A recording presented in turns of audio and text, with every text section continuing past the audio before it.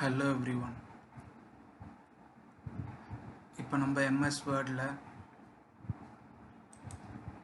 நார்மலாக இந்த மாதிரி என்டர் கொடுத்து அடுத்த பேராகிராஃப் கொண்டு வருவோம். அது அப்படி செய்யக்கூடாது.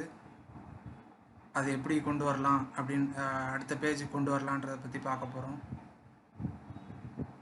அதுக்கு முன்னாடி யாராவது சப்ஸ்கிரைப் பண்ணலான்னா சப்ஸ்கிரைப் பண்ணிக்கோங்க, லைக் அண்ட் ஷேர் பண்ணுங்கள். ஃபார் எக்ஸாம்பிள் இந்த 4th பேராகிராஃப் அடுத்து இருக்கிற கண்டென்ட்லாம் நெக்ஸ்ட் பேஜில் வேணும்னா என்ட்ரு பண்ணி அடுத்த பேஜுக்கு கொண்டு வரக்கூடாது. ஃபார் எக்ஸாம்பிள் இப்போ என்ட்ரு கொடுத்துருக்கோன்னா show or hide paragraph mark அதை எனேபிள் பண்ணி பார்த்தோம்னா இந்த பேராகிராஃப் சிம்பிள் வந்திருக்கும்.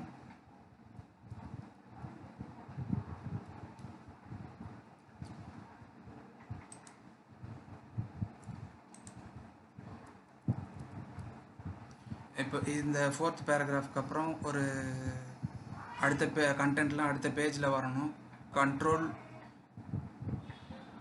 கண்ட்ரோல் என்டர் கொடுத்தோன்னா அடுத்த பேஜுக்கு அந்த கண்டென்ட்ஸ் மூவ் ஆகிடும். Show or hide paragraph mark enable பண்ணி பார்த்தோம்னா பேஜ் பிரேக் வந்திருக்கும். ஃபார் எக்ஸாம்பிள் இப்போ இந்த பேஜ் பிரேக் வேண்டாம்னா டெலீட் கொடுத்தோம்னா டெலீட் ஆகிடும்.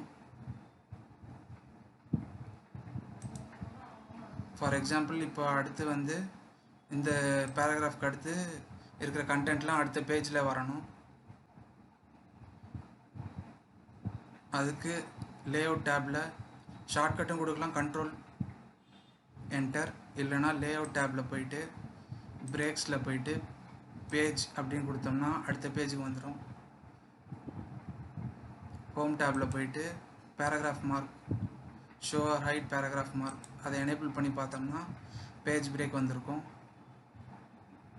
இந்த மாதிரி நம்ம கண்டென்ட்ஸ் அடுத்த பேஜுக்கு போகணுன்னா என்ட்ரு கொடுத்து செய்கிறதுக்கு பதிலாக இந்த மாதிரி பேஜ் பிரேக் வச்சு கொண்டு போகலாம்.